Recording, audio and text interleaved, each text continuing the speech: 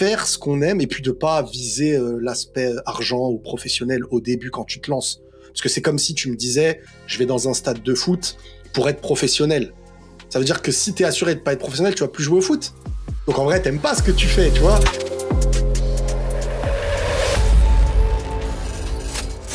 Notre premier invité, c'est les vidéos de Riles. Salut. Salut tout le monde. Ça va, vous allez bien?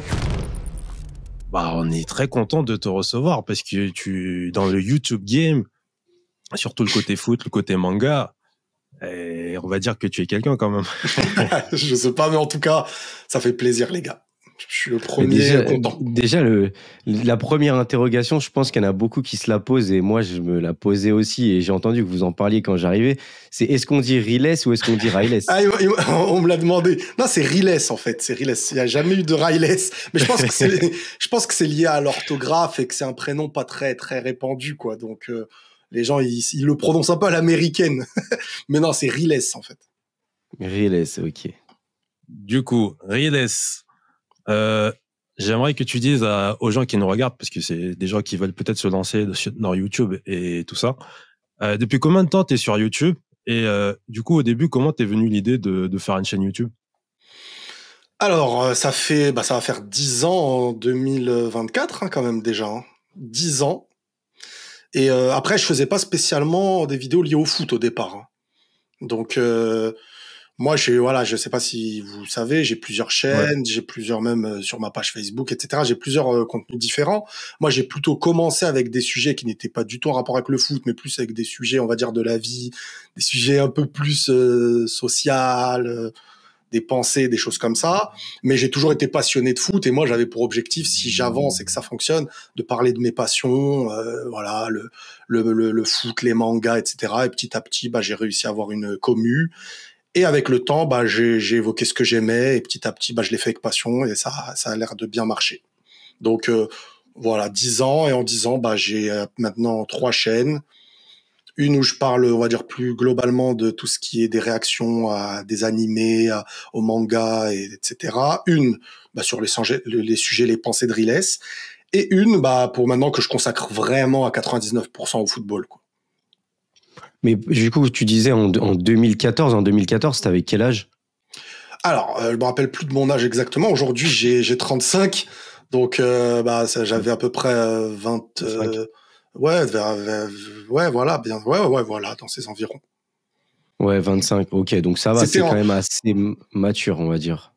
Ouais, après, en vrai, ça veut rien dire l'âge. Hein.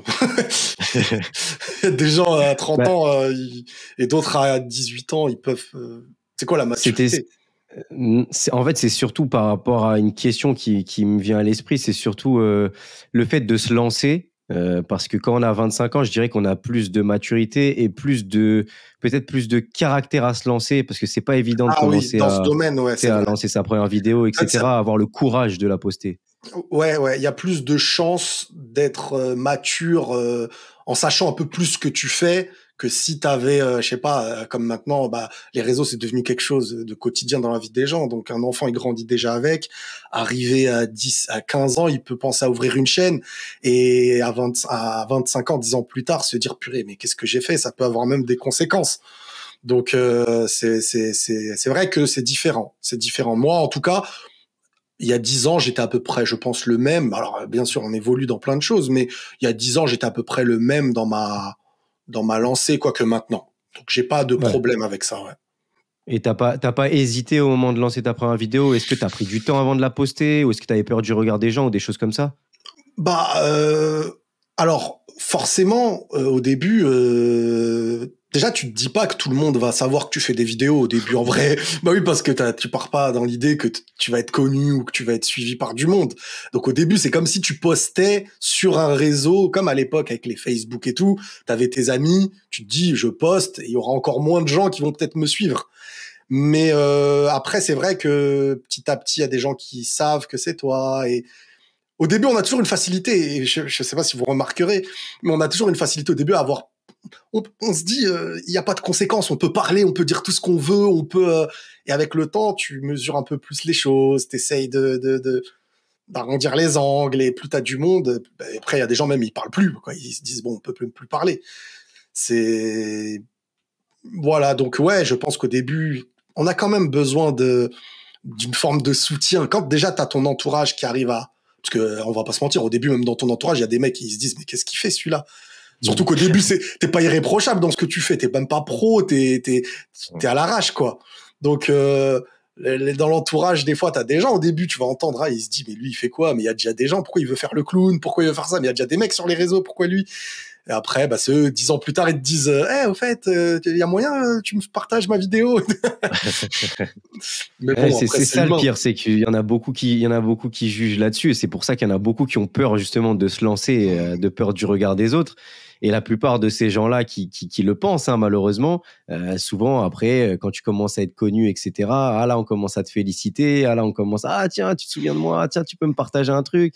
Et c'est vrai que le regard des gens change beaucoup. Mais c'est comme ça dans tout, en vrai, dans la vie. C'est même pas que lié aux vidéos, hein. Je veux dire, quelqu'un qui monte une entreprise, au lieu d'être boulanger, on va se dire, mais il travaille comme les autres, fait un boulot comme les autres. Et une fois qu'il réussit, on se dit, regarde la chance qu'il a aujourd'hui, il touche ça, il touche ça. C'est toujours comme ça. On regarde le résultat, mais on oublie la course, quoi. Mais en vrai, forcément, on va pas se mentir, le regard des gens, il a toujours une influence, surtout quand on sait pas mesurer notre travail au début. On sait pas si c'est bien, on sait pas si c'est pas bien. On sait même pas à quelle communauté on parle même. J'ai déjà fait un live à l'époque, j'étais tout seul, je parlais.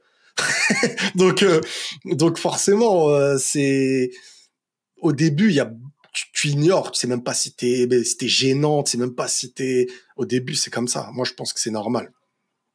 Ouais. Et par rapport à ta famille, juste Nix, rapidement, par rapport à ta famille, est-ce que tu leur as dit dès le départ que tu te lançais, ou tu as attendu d'être un peu plus connu, etc. Et comment ils ont réagi, justement? Alors, en fait, non, déjà, ils l'ont pas su pendant un bon moment. Il y avait ma sœur, elle était au courant. Mais mes parents, en fait, pour moi, je vais pas dire que c'était un délire de réseau, et les parents, des fois, ils sont presque pas concernés. Enfin, moi, en tout cas, mes parents, ils étaient pas spécialement concernés par les réseaux. Je vais pas leur parler des réseaux, leur dire. Mais quand même, avec le temps, quand ça commence à apprendre, ouais, j'en ai parlé. Voire, mon père, il l'a même pas appris par moi-même, en plus. Mon père, il l'a appris par une personne qui était venue le soigner il était malade, et à un moment donné, il y a une personne qui était venue le soigner. Elle a vu ma photo dans le salon. Et la personne a dit, mais il fait surtout que c'était une personne âgée par rapport à des vidéos sérieuses, quoi, des vidéos qui étaient des bonnes vidéos, quoi. C'est pas et donc il a dit, mais c'est votre fils, nanana, un truc. Et mon père, il savait même pas de quoi parler, la personne.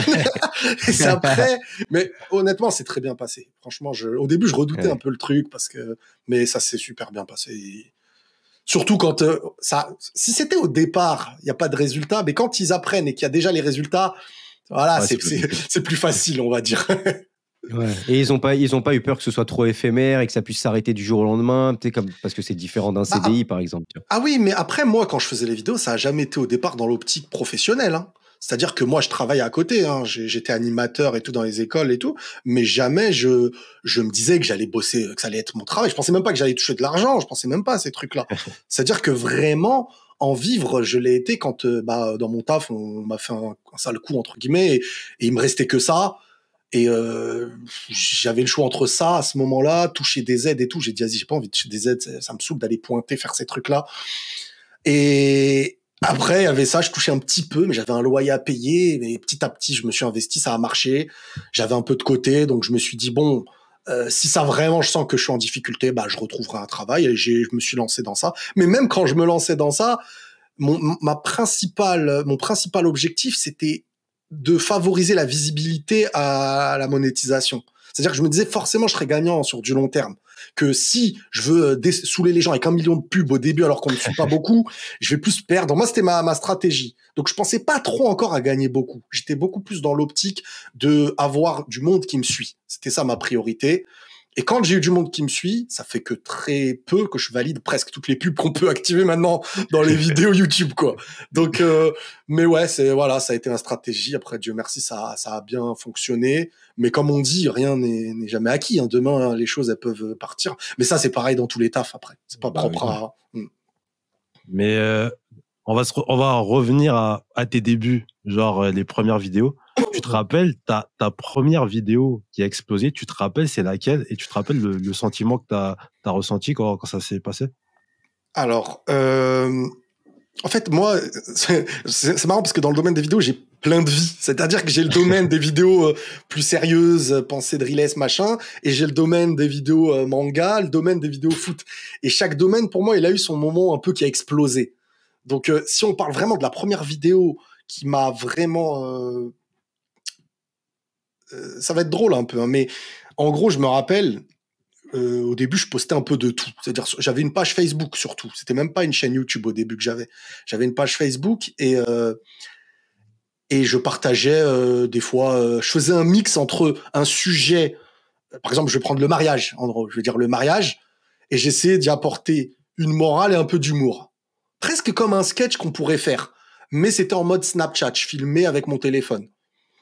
Et voilà, il y a des gens, ils aimaient bien la manière dont j'abordais le truc, voilà, avec un peu mes pensées sur le sujet, voilà. J'essayais de mettre des valeurs à des choses et tout. Et après, je me suis acheté une caméra, tout ça. J'ai été en mode plus podcast un peu au début, en mode inspiration, les Cypriens, les trucs comme ça. J'avais vraiment lancé des petits trucs, l'école, le ramadan, machin, quoi, les trucs. Aujourd'hui, je pourrais jamais me regarder faire ça aujourd'hui. Mais bon, c'est comme ça. Et j'avais, après, un jour, je faisais du sport. Et ça va être marrant comment je racontais ça. Je faisais du sport, j'étais sur mon tapis de course, je courais. Et j'écoutais, je sais plus c'était quelle musique. Et je sais pas, ça, après, c'est propre un peu à ma personne aussi. J'avais envie de faire une vidéo pour donner de l'espoir. Voilà. J'avais ce truc-là, je disais, et juste après, je suis monté et tout. Voilà, au moment où je bossais sur mon bureau. Et j'écris une petite vidéo en mode ne perds pas espoir.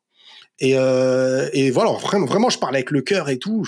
Mais c'est banal, hein, pourtant, ce que j'écris. C'est même pas des trucs de fou. C'est totalement banal. C'est à base, ne perds pas espoir, des trucs banals qu'on pourrait dire comme ça en 10 secondes à une personne. Des trucs un peu motivation TikTok, genre, comme on peut voir aujourd'hui, quoi. Ouais, voilà, mais c'était vraiment en mode, je voulais le faire sincèrement, tu vois. C'était pas en mode, je me disais, qu'est-ce qui peut fonctionner et tout. Vraiment, j'avais ce... Oui, c'était sincère, voilà, ouais. Ça avait, ouais. Et je me rappelle, j'avais écrit quelques lignes et tout. Je les partage à ma sœur. Je dis, tiens, regarde et tout. Elle me dit, non, poste même pas ça et tout. Je me rappelle à ce moment-là parce que c'était banal. Elle se dit, c'est gentil, mais c'est banal. Et moi, je l'ai tourné le truc en montage claqué. En plus, le montage, il était naze. C'était vraiment ma tête. Des fois, je finissais ma pause, elle était là. Après, je mets ma tête là-bas comme si je lisais le texte. Après, bref. Et je mets une petite musique derrière. Et je la poste. Et là, sur Facebook, boum, boum, boum, des likes, des partages, des personnes qui étaient dans mon école, qui m'envoient un message, franchement, trop bien la vidéo, nanana. Et là, en fait, ça a été vraiment le début des vidéos, on va dire, les pensées drilless.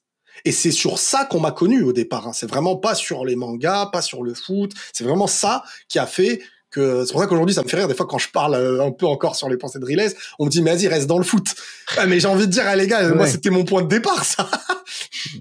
Donc, ça a vraiment commencé comme ça.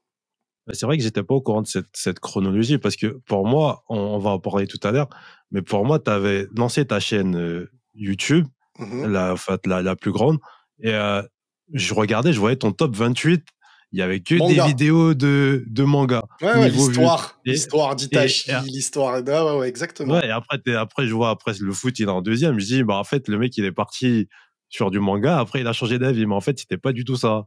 T'avais commencé les pensées drilless avant. Mais exactement, mais en fait les pensées drilless, c'est pas la chaîne YouTube que j'ai commencé en premier. C'était la page Facebook. C'est sur Facebook. Et de la page Facebook, je suis passé à les vidéos drilless où je mettais tout au début. Manga, façon pensée drilless, etc.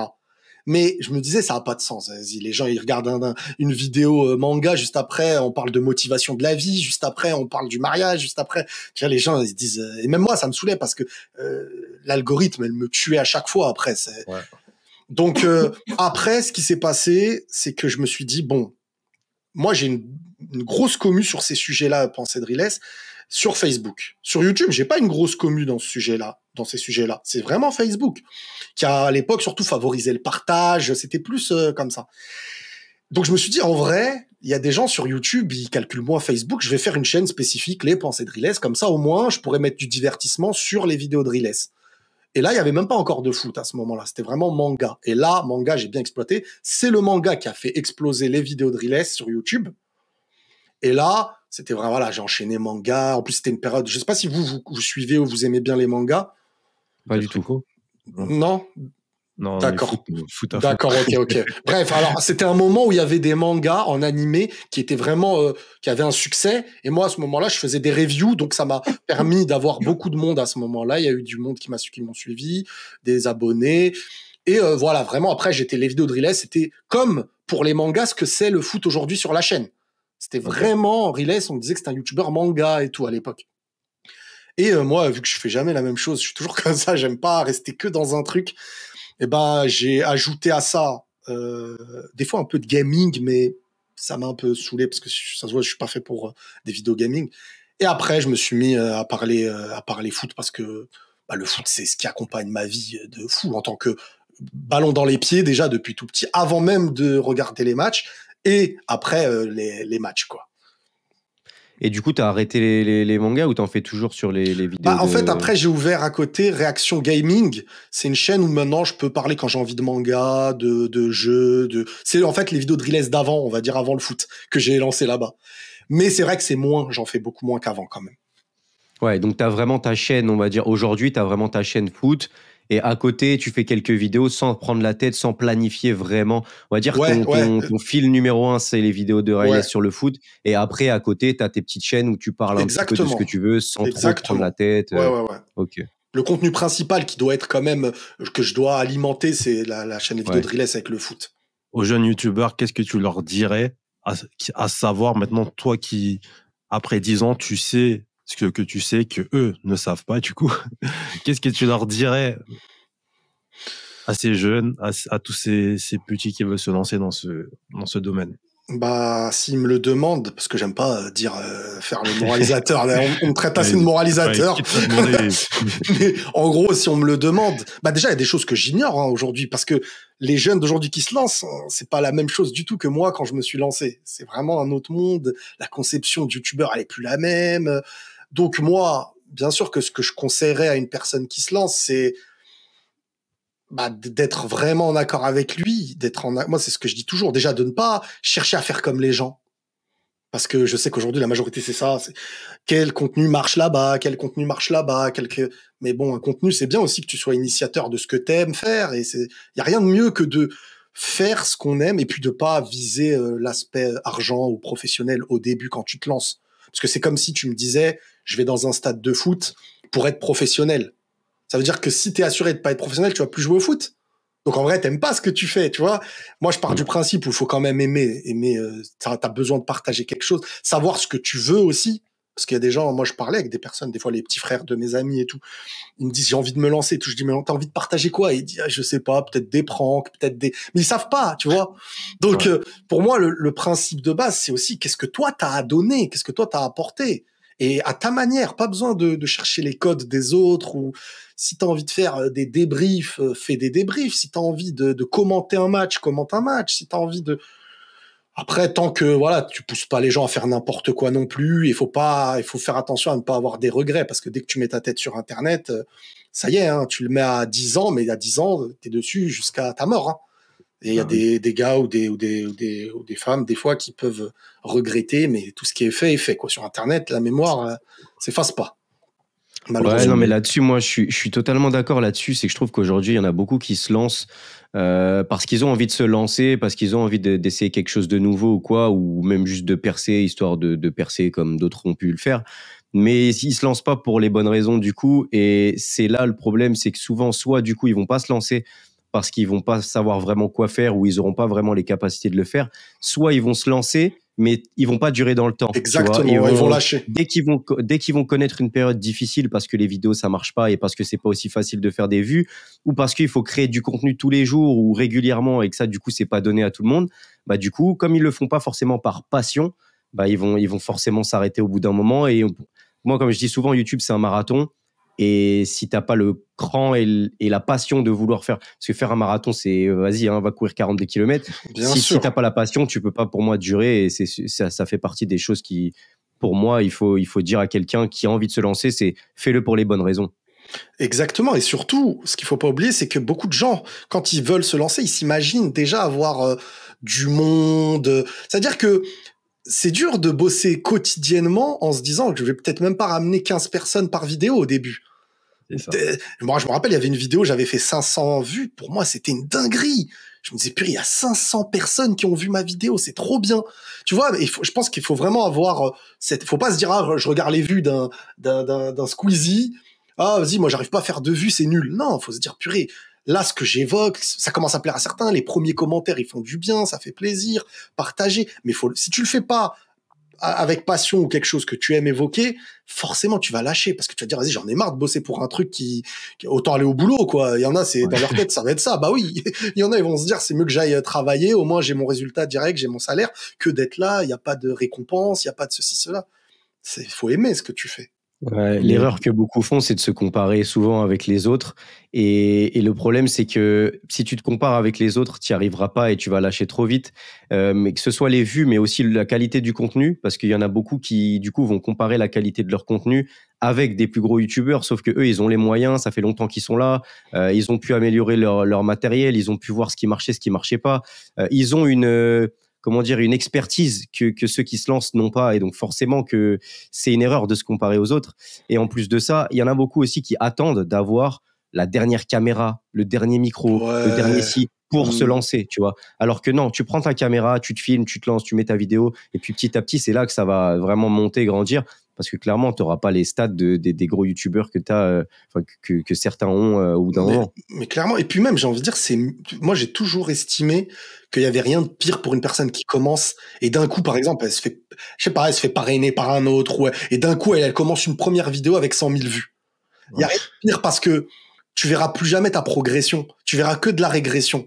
Parce que le jour où t'es plus avec la personne et tout, forcément, tu vas faire 500 vues, tu vas dire, oh, mais en vrai, c'est nul, parce que toi, ça y est, tu t'étais mis dans l'optique que, ce que c'était 100 000 vues. Et il n'y a rien de mieux que de te dire, purée, dans 1 an, si je dépasse les 5 000 vues quotidiennement, c'est trop une victoire, c'est trop bien, j'ai une commu, j'ai ceci, j'ai cela. Vraiment, avec le temps de se dire, mais c'est ce qui est très vicieux, c'est que les gens, ils savent même pas pourquoi ils commencent. En fait, ils se disent, en fait, ils commencent pour les autres au lieu de commencer pour eux. Je sais pas si tu vois ce que je veux dire. Ouais. C'est-à-dire que s'il y a personne, ils aiment pas ce qu'ils font. S'il y a des gens, ils vont aimer ce qu'ils font. Mais en fin de compte, c'est plus un contenu qu'ils veulent faire. C'est ce qui ramène du monde. Et demain, ils vont se dire, bon, tel. Et en plus, moi, ce truc-là, je l'avais pas. C'est que, par exemple, quand je parlais de certains sujets, j'avais beaucoup moins d'abonnés que d'autres, mais j'étais pas complexé vis-à-vis de ce qu'ils faisaient. C'est-à-dire que moi, je me disais pas, j'ai une moins bonne qualité. Moi, j'étais convaincu avec ce que je faisais. Je me disais, quand je parle, pour moi, et puis c'est la vérité. Il y a des gens, ils font 500 vues, mais pour moi, c'est pas un moins bon contenu qu'un mec qui fait des millions de vues. Mais ça, on a trop du mal à se le dire. Et même nous, quand on cherche une vidéo, t'as un gars, il fait 30 vues, tu vas pas cliquer sur le 30 vues inconsciemment. Tu vas cliquer sur le mec parce que l'avis qui va sortir de la vidéo, c'est un avis qui est entendu par plus de monde et donc on pourrait partager nous aussi avec plus de monde. Alors qu'en vrai, quand on réfléchit, le mec, ça se trouve qu'il y a, même dans d'autres domaines, tu peux avoir un historien ou un scientifique qui va parler, il va faire 100 vues. Ça se trouve, le gars, il est hyper profond dans ce qu'il va évoquer. Et nous, on va se dire, et souvent, ce qui marche le plus, c'est aussi ce qui attire le plus. Et ce qui attire le plus, c'est pas toujours ce qui est le plus intéressant. Les gens, ils aiment pas trop la profondeur, les gens, ils aiment pas trop le sérieux, les gens, ils aiment plus quand ils lancent un truc, ça explose, ça s'anime, le divertissement. Des effets, tout ça, de la musique. Ouais, que ce soit... exactement. Si le sujet de la vidéo, en plus maintenant, je suis bien placé, si le sujet de la vidéo... Puis vous aussi, vous êtes bien placé, parce que vous êtes pour le PSG, c'est ça? C'est ça. Voilà, donc si demain, vous allez évoquer l'intégration d'un Barcola au lieu de qu'est-ce que va faire Mbappé, on voit la différence, comment les gens qui vraiment...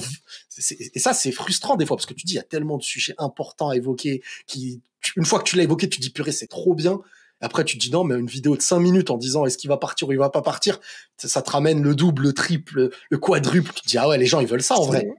Ouais, c'est les codes de YouTube. Malheureusement, quand tu commences à connaître un peu et à maîtriser un peu, t'as toujours ce dilemme de te dire, est-ce que je fais une vidéo vraiment où j'ai envie de parler de ça et j'ai envie de faire un sujet quali parce que ça me tient à cœur et parce que c'est un truc intéressant, ou est-ce que je fais la vidéo sur Mbappé qui va marcher, qui va faire beaucoup de vues, qui va ramener aussi plus d'argent Et au final, bah, t'es toujours dans un petit dilemme de savoir laquelle tu vas faire. Et c'est pareil pour quand tu commences, t'as des vidéos des fois où tu prends 8 jours à faire ta vidéo, elle est hyper quali, t'as fait un montage de malade, ça c'est et dur, tu te ça. retrouves avec 50 vues, et au Exactement. lieu de, tu vois, et ça fout les boules. Mais comme dit Orelsan, l'important, c'est pas l'arrivée, c'est la quête. Et moi, Ouais. je trouve ça hyper vrai parce que, comme tu disais tout à l'heure, bah, au final, si tu te fais promouvoir par quelqu'un et que tu fais 100 000 vues, tu te rends pas compte vraiment de ce que c'est le chemin. Parce que je vous Exactement. garantis que quand tu fais tes premiers vues, que tu as tes premiers abonnés, tes premiers commentaires, vraiment, t'as tellement une énorme gratitude, t'es tellement fier. Et au final, ton chemin, tu l'apprécies beaucoup plus. Et bien sûr, et puis c'est un combat avec toi-même. Je veux dire, c'est toi qui te prouves des choses à toi-même. Tu vois, c'est pas, tu te dis en fait, lui, il est connu pour être l'ami d'eux. Toute ta vie, t'es la référence de l'ami d'eux.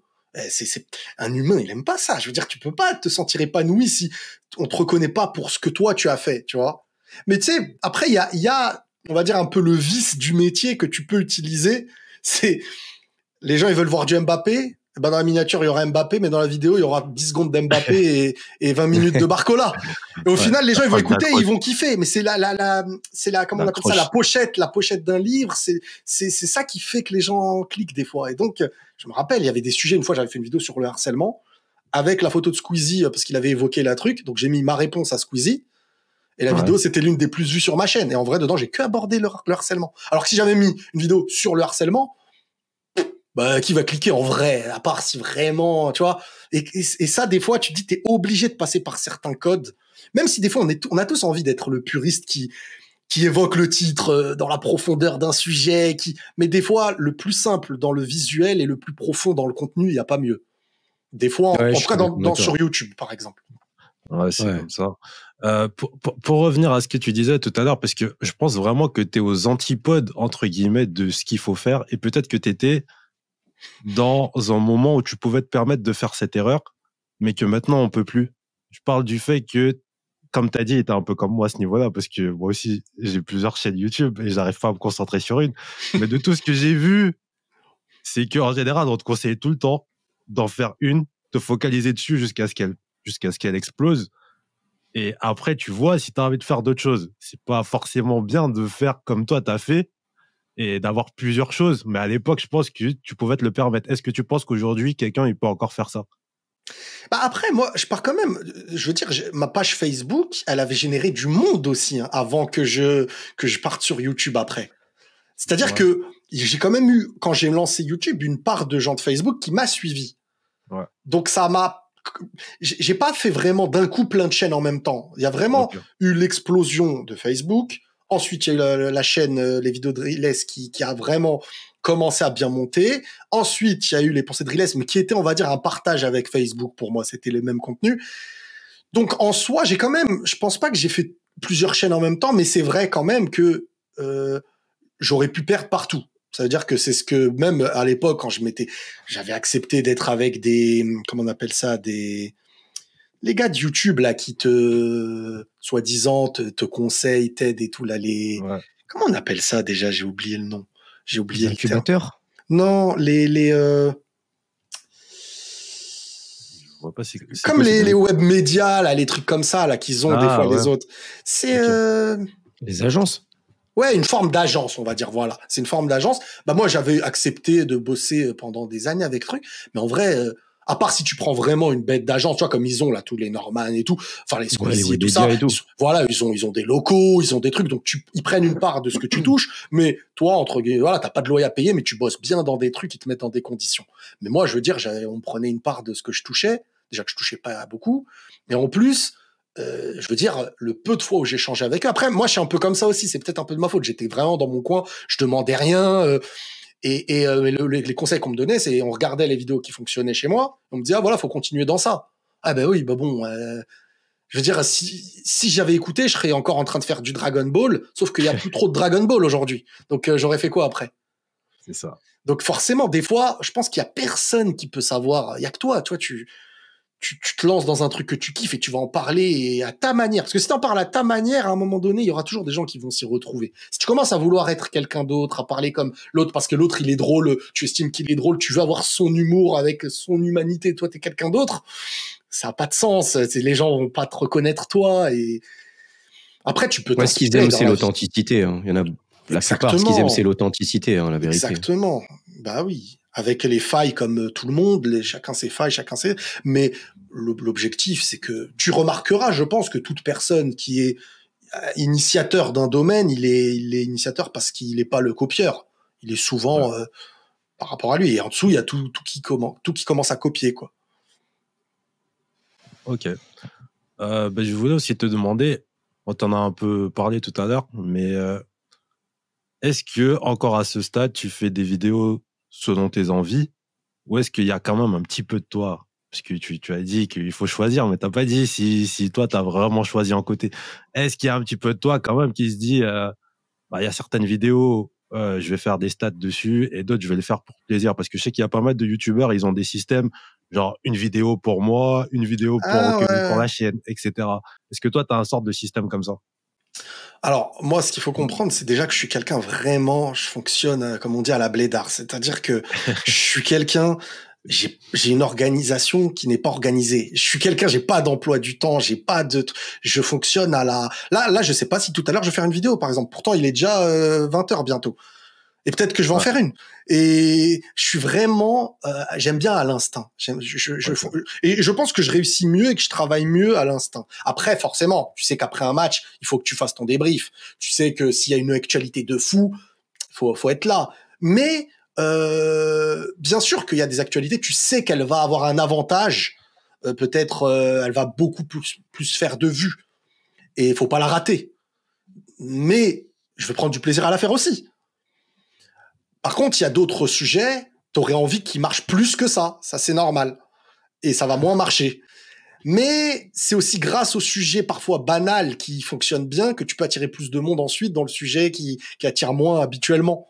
Donc, en vrai de vrai, il n'y a pas de calcul. Même si la chaîne principale, c'est quand même là où j'ai mes principaux revenus. Donc, c'est ma chaîne principale. Et puis, on va dire j'ai plus conscience maintenant qu'avant parce que voilà, maintenant je suis marié, maintenant des fois il y a des moments où tu as besoin peut-être, on va dire un peu plus qu'avant, donc tu réfléchis plus. En fait, la notion de financière, elle a plus d'impact maintenant dans ma tête qu'avant, ça c'est clair. Mais elle ne change pas du tout ma manière de travailler, honnêtement, franchement honnêtement. Donc je sais pas s'il y a une part de stratégie peut-être, mais même s'il y aurait une stratégie, je pense que ce serait avec plaisir en fait, parce que je suis gagnant. Moi, je le dis toujours, Dieu merci, c'est une chance. Tu partages ce que t'aimes et t'envies. Donc, dans les stratégies de tout ça, c'est des stratégies de choses que j'aime, que je devrais mettre peut-être plus en avant. Je sais pas. Honnêtement, je sais même pas si je réfléchis comme ça ou pas. En fait, je pense que ça devient un petit peu. Dans tous les cas, ça reste un plaisir, mais je pense que ça reste peut-être dans notre inconscient, parce qu'on sait que dès qu'il va y avoir une actualité, je pense que tu dois le savoir au niveau des actualités du Real, quand il y a Mbappé qui est lié, qu'il y a une info qui sort, on sait que ça va faire pas mal de vues, etc. Donc au final, on va la faire parce que ça fait partie au final de notre chaîne, ça fait partie de ça, mais on va pas se dire forcément vas-y, je vais la faire parce qu'elle va faire un max de vues. Mais c'est ancré dans notre chaîne et on sait que ce genre de vidéo nous rapporte plus. En fait, moi, ça me rapporte plus partout. Parce que moi, une grosse actualité comme ça, même si ça me ramène pas €1, je vais la partager, je vais en parler. Je veux dire, c'est kiffant, tu vois, dès que t'as une grosse actualité. Imagine demain, je sais pas, on t'annonce, t'as, je sais pas, un joueur que vous voulez vraiment, et il est annoncé, il risque d'arriver au PSG. Là, t'as pas cette notion d'attends, je vais réfléchir. Tu te dis, ouais, faut que j'en parle. Mais si en plus, t'as les bénéfices qui vont avec, tu te dis, mais c'est de la bombe, tout est bien. Donc, tu vois, c'est du bonheur, quoi. Maintenant, ouais, voilà, en vrai, c'est tout ce que je voulais dire. En vrai, ouais, c'est total bénéf. Et c'est pas, je pense même pas qu'il y a la réflexion, c'est juste que regarde, un sujet qui fait tendance sur Twitter, il fait pas tendance parce que toutes les personnes qui en parlent en tirent un bienfait. Il y a bien sûr des fois des sujets où tu dis j'en parle, il y en a, ils vont se dire on va faire des retweets, de je sais pas quoi. Mais un sujet qui fait de l'actualité fort sur un truc que t'aimes, t'as envie d'en parler parce que même t'as envie d'avoir des retours, parce que même t'as envie de, tu vois, j'ai presque envie de te dire, t'as envie de te voir, de voir ce que tu vas dire sur ce sujet-là, même toi-même, tu vois. Après moi je suis comme ça, je fonctionne vraiment. Peut-être j'en fais trop, mais moi je kiffe. Mais C'est passionnel. qu'est-ce que tu penses par rapport à ça, justement? Parce que, bon, après, toi, c'est ton métier, mais on voit aussi aujourd'hui, il y a clairement une course aux vues, une course à la monétisation, surtout maintenant avec Twitter qui a été monétisé. Euh, et qu'est-ce que tu penses, justement, du fait que aujourd'hui tout le monde tweet sur tout et tout le monde essaye de, tu sais, de faire un maximum de vues sur tout, un maximum d'argent sur tout, mais tu sais, même de là à dire n'importe quoi, tu vois. Tu vois toujours un mec, par exemple sur Twitter, tu vois toujours un mec qui va aller à l'encontre de tout le monde, tu vois, et qui va te Mm. sortir une énorme connerie, mais tu auras toujours des gens qui vont être d'accord avec lui, tu sais, et au final, c'est un ramassis de personnes qui sont là juste pour stats, et au final, moi, je trouve que ça pourrit énormément les réseaux, tu vois. Ah ouais, mais en fait, Twitter, c'est vraiment le plus profond de l'humain dans le bien comme dans le mal, en fait. C'est-à-dire, non, plus dans le mal, parce que le bien, on a du mal à l'exposer sur Twitter. Mais en vrai, c'est humain. C'est-à-dire que ça part d'une volonté de reconnaissance. Quelqu'un qui veut avoir des likes, il a envie d'être quelqu'un qui veut faire des vues. Même en faisant n'importe quoi, il estime que c'est une reconnaissance. Maintenant, bien sûr que le problème, c'est que les gens, ils perdent le bon sens totalement. Des fois, ils vont être d'accord avec toi, mais inconsciemment, ils vont se dire, purée, mais qu'est-ce que je peux contredire en vrai? C'est mieux de trouver ce que je peux contredire pour l'afficher ça. Et ensuite, tu vois, même les gens maintenant, avant, c'était pas ça. Avant, quand on était d'accord, on était d'accord. Aujourd'hui, les gens veulent toujours du débat. Ils veulent débattre de tout et de rien. Même ils sont tout petits, c'est des gamins, ils arrivent sur Internet, ils veulent débattre. Parce que maintenant, ça y est, on est dans une ère où les réseaux donnent la parole, donc le fait d'avoir la parole, c'est obligatoirement la prendre. Mais non, tu n'es pas obligé de la prendre. Il y a des sujets qu'on connaît, des sujets qu'on connaît pas. Et les gens aujourd'hui, je pense qu'ils veulent contredire. Aussi, il y a cette facilité en plus de l'anonymat qui rajoute la folie, c'est-à-dire que le gars, il est chez lui le soir. Il suffit qu'il soit énervé et sur le même tweet que t'as fait, en fonction de son humeur, il aura jamais la même réaction. Donc c'est très vicieux, mais en même temps, ça permet d'analyser tellement l'humain Twitter. C'est fou. Et aussi, je voulais te poser une autre question, c'est par rapport à la qualité de ton contenu.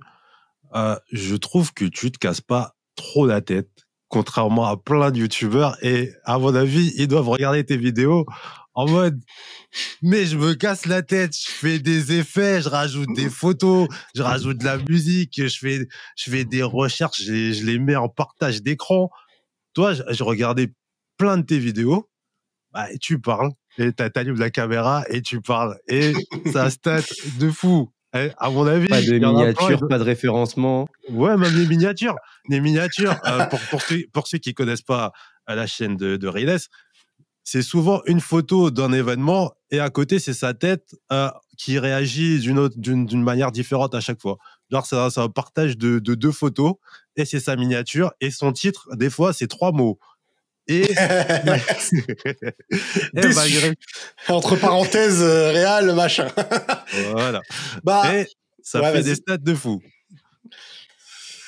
Tu remarqueras qu'avec le temps, moi je me rappelle, début même à l'époque manga, on se moquait beaucoup de mes miniatures, ce côté un peu aguicheur. Et à l'époque, c'était encore pire, comment ma manière de faire mes miniatures et mes titres. Mais j'ai compris très vite, en fait, sur YouTube, que la qualité, c'était pas mettre des guirlandes, de faire des zooms, pour moi en tout cas, hein, je parle pour moi. Ouais. Après, ça dépend. Il y a des gens, ils voient le professionnalisme dans la qualité de tes posters, de la qualité de la luminosité.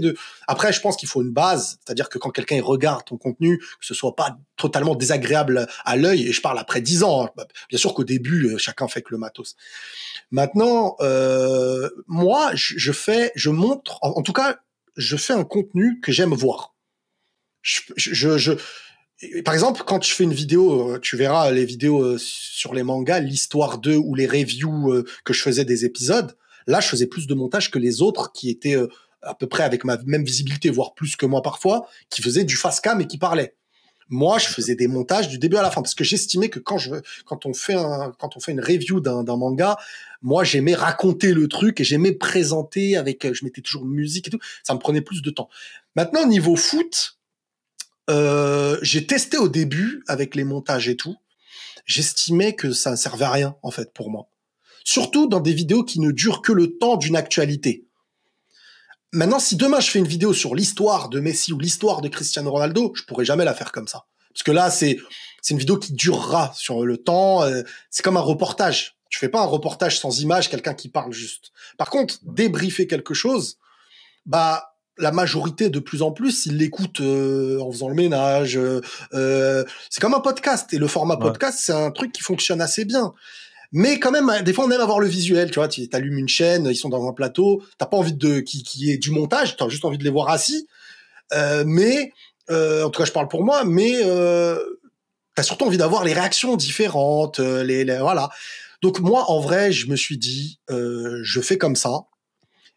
Je serai gagnant dans tous les domaines. C'est-à-dire que je peux produire du contenu souvent. Maintenant, l'objectif, c'est d'apporter ce que je n'apporte pas par les guirlandes et tout ça. Il faut que j'essaye d'apporter, on va dire, de la pertinence. Après, c'est de la pertinence selon moi. Il y a des gens, moi, ils vont se dire, encore une fois, c'est comme tout, c'est comme la sagesse. Il y a des gens, ils vont aborder des trucs. Moi, je suis pas un mec qui va te donner 60 000 dates de la naissance de tous les joueurs. Moi, ça, j'y connais rien. Honnêtement, j'ai besoin d'aller sur Google pour savoir combien de trucs ils ont gagnés avant, combien. Par contre, je sais que si on parle terrain et analyse d'un joueur avec le ballon et ce qui s'est passé dans le match, je pense être pertinent sur ça. Et parce que j'ai toute ma vie joué au foot. J'ai toute ma vie joué au foot. Enfin bref, voilà, j'ai pas envie de faire mes éloges pour rien, mais honnêtement, je pense que sur le sujet de parler, je peux expliquer ce que j'ai envie d'expliquer. Voilà. Mais en plus. Après, les miniatures. Pour les miniatures, c'est intéressant parce que c'est vrai que pendant longtemps, on a tendance à croire que les miniatures les plus fournies, les plus détaillées, c'est celles qui font cliquer, qui montrent. Parce que nous, on pense que, vu que le contenu, on estime qu'il est qualitatif, il faut que la miniature, elle montre que c'est qualitatif. Mais en vrai de vrai, quand tu te balades sur YouTube, il faut que ça tape à l'œil. Et pour taper à l'œil, il faut comprendre ce que tu vois très rapidement, en un laps de temps. Ça veut dire que quand tu défiles, tu vois la tête, tu sais c'est lui, et tu vois le titre, tu sais c'est quel match, et tu vois la photo d'un joueur qui pousse un peu plus à tirer dans le truc. Ça suffit. Ça sert à rien de faire 1 million de choses. Si tu mets plus que selon moi, si tu mets plus que 2 éléments, un premier plan, un deuxième plan, ou 2 choses à côté, tu en mets plus, tu perds un peu l'œil d'une personne, pour moi. Ouais, c'est vrai que j'avais jamais pensé à ça comme ça. Et pour revenir à ce que tu disais sur le fait de trop travailler les choses, là, on a un exemple qui s'est passé aujourd'hui. Là, par exemple, sur notre chaîne Paris Central, il y a une grosse actualité Paris Saint-Germain. J'ai posté une vidéo sur un joueur qui va bientôt signer. Enfin, j'ai tourné une vidéo sur un joueur qui va bientôt signer. Rekoba, qui est avec nous, il a sa chaîne encore à côté. Il a dû tourner en 2 spi. Moi, j'ai voulu le tourner en 4K, etc., faire du montage et tout. Et là, du coup, il a, par exemple, 3 heures d'avance, 4 heures d'avance sur moi. Et du coup, il doit déjà avoir plein de vues.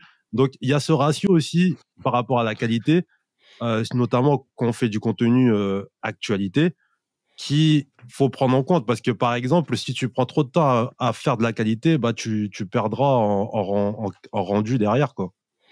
Bah, en fait, c'est hyper complexe parce que déjà, c'est quoi la qualité, en vrai? Pour toi, c'est quoi la qualité, par exemple? La qualité, en fait, le problème, c'est que la qualité, c'est d'être pertinent, d'avoir un contenu qui est pertinent et que les gens ils comprennent facilement et qui leur parle. Le problème, c'est que il y a une question de timing aussi. Ça veut dire qu'il y a quelqu'un qui peut faire quelque chose de moins quali que toi, et on le voit tous les jours, hein. Moins quali, mais une fois qu'il a pris le bon timing pour poster la vidéo et qu'elle a explosé, tu pourras difficilement le dépasser. Oui, mais est-ce que les vues sont significatives de la qualité? Non, ça c'est clair, non. Donc, on est d'accord. C'est pas parce qu'une personne a plus de vues que c'est en rapport à ton montage ou à la personne qui n'a pas fait de montage. Ouais. Donc, en vrai de vrai, moi, ce que j'estime, c'est que c'est la manière de fidéliser les gens, déjà, qui est prioritaire. Mais surtout, tu sais, tu fais 3 fois la même vidéo, avec 3 miniatures différentes postées à des heures différentes, mais c'est la même vidéo. Tu peux faire peut-être, franchement, tu peux faire 50 000 vues de différence. Ouais. Donc, est-ce que c'est la qualité de la vidéo qui a été problématique à ce moment-là? En vrai, non. Donc, c'est tellement complexe ces trucs-là que des fois, ça dépend tu sais, moi, des fois, il y a des personnes qui font des vidéos de foot. Des fois, ils ont 500 000 abonnés de moins que moi, mais ils ont posté la vidéo avant moi. Et moi, la vidéo, elle ne fait que suivre derrière les vues. Elle va pas être devant. Parce que des fois, toutes les personnes qui ont fini le match, ils ont cliqué, ils ont vu un débrief, et dans leur tête, ils ont plus envie d'en voir un deuxième, peut-être. Ah oui. Donc, c'est celui qui est sorti peut-être le plus vite. Mais des fois, on va tomber sur une vidéo de toi qui est très qualitative, et elle va ramener des gens pour plus tard, peut-être aussi, parce qu'ils reviendront. Donc, des fois, tu vois, c'est hyper complexe. Excuse-moi, Rekoba, je t'ai coupé. Non, mais j'allais dire la même chose. En fait, je pense que ça dépend aussi, en fait, ça dépend de plein de facteurs. C'est hyper complexe. Mais la vérité, c'est qu'il y a un algorithme et forcément, quand tu parles alors déjà, ne jamais faire une vidéo, ne jamais sortir une vidéo travaillée, par exemple, si c'est sur le football, sors pas une vidéo travaillée pendant un gros sujet d'actualité, parce que clairement, tu vas passer après tout le monde et YouTube va mettre en avant les vidéos d'actualité. Ça, c'est un fait. Mais par rapport à ces vidéos d'actualité, c'est clair que t'as un timing à prendre. Plus tu vas poster la vidéo rapidement, plus YouTube va la mettre en avant, plus les gens vont la regarder. Et puis derrière, ceux qui passent après, malheureusement, ils l'auront un petit peu dans les fesses, pour rester poli. Et après, il y a aussi l'avantage, forcément, d'être un YouTubeur connu, parce que quand tu as une plus grande audience, quand toi, tu vas poster la vidéo, tu vas commencer à reprendre tes parts, à avoir du monde qui va te regarder, à être mis en avant. Et là, les plus petits créateurs n'auront plus les vues qu'ils avaient. Et moi, je le vois souvent quand je poste une vidéo. Je m'arrange avant de les sortir, avant les Willou, Talk My Football, etc. Mais quand je sors une vidéo, notamment les débriefs de Ligue des Champions ou les avant-matchs de Ligue des Champions, quand je sors une vidéo avant eux, à partir du moment où eux sortent la vidéo, ça y est, c'est fini. Mes vues, ma courbe, elle est comme ça. Et puis après, c'est je le vois dans la tu le courbe ressens, directement. d'accord. Ça, tu vois, ça, c'est des choses que j'ignore, D'accord, ok. Et c'est pareil pour les transferts, tu vois. Je pense qu'il y a d'autres trucs qui peuvent aider. C'est aussi, par exemple, tu sais, il y a des gens, ils sont reconnus pour, je sais pas, par exemple, un anti-Messi. Quand Messi a mis un triplé et qu'il va faire une vidéo sur ce triplé. Les gens savent aussi pourquoi ils vont cliquer chez toi. Par exemple, moi, quand si le Barça met une raclée au Real, même si la vidéo je le fais le lendemain, les gens ils l'attendent. Tu vois ce que je veux dire? Parce qu'ils savent que purée, le Madrilène qui kiffe Madrid, qui machin, qu'est-ce qu'il va dire? Tu vois, il a la haine et trucs, il va nous vanter peut-être. Donc tu vois, créer de l'attente dans ton univers, c'est important aussi. C'est-à-dire que tu vois, chacun des fois par l'univers qu'il a ou par ce qu'il aime ou ce qu'il aime pas, il va être attendu sur un sujet des fois, tu vois. Par exemple, je sais pas, il y a triplé de Barcola en Ligue des Champions, tout le monde va aller voir Riolo, purée, qu'est-ce qu'il va dire là? tu vois, c'est des choses parce que et il y en a, ils utilisent ça, il y en a, ils sont très malins, ils savent créer une forme de buzz dans je sais pas, le rejet de tel truc et tout, parce qu'ils savent que on a envie d'avoir son avis après sur ce sujet-là. Donc les gens ils viennent. Et ça, c'est très vicieux, c'est très utilisé aussi. Je suis d'accord avec toi. En fait, soit par les avis, soit par une certaine diversification, dans le sens où faire la même chose que tout le monde, si tu as une vraie personnalité, si tu arrives à te diversifier, parce que tu vois, tu parlais de Riolo, etc., ou d'un Madrilène qui est un rageux ou quoi que ce soit, là, tu vas pouvoir te ramener une communauté, te fidéliser une communauté qui va se souvenir de toi et qui va vouloir regarder ton contenu, etc. Là-dessus, c'est très vrai. Ou alors se diversifier par rapport à ton contenu. Et moi, je le vois notamment par rapport au mercato. Quand il y a des joueurs qui sont ciblés par le PSG, qui sont peu connus ou quoi que ce soit, ou qui signent, souvent je reçois des DM. Ah tiens, est-ce que tu vas faire une vidéo sur ce joueur? Est-ce que tu peux nous présenter ce joueur? Et je sais que aujourd'hui, tu vois, par rapport à ce que tu disais Nix tout à l'heure, si je sors la vidéo après quelques personnes ou même demain, mais je sais qu'elle va faire quand même extrêmement de vues, parce que je sais que les gens attendent cette vidéo. Donc c'est important parce qu'aujourd'hui, clairement, il y en a beaucoup d'ailleurs qui ont peur de se lancer, parce qu'ils disent qu'il y en a beaucoup qui font déjà du contenu et qu'il y a trop de monde qui en font. Mais donc, si tu te mets dans ce moule-là et que tu fais la même chose, allez, débrief avant match, etc., et que tu sors pas un peu de ce truc de te diversifier par tes prises de parole ou par un contenu un petit peu différent, tu vas te fondre dans la masse et malheureusement, on se souviendra pas de toi. Et c'est notamment pour ça aussi les miniatures que tu fais qui sont très faciles, mais c'est parce que les gens, c'est ce qu'ils veulent voir. Quand ils voient Mbappé avec ta tête, ça y est, ils ont pas besoin de voir plus. Du clic.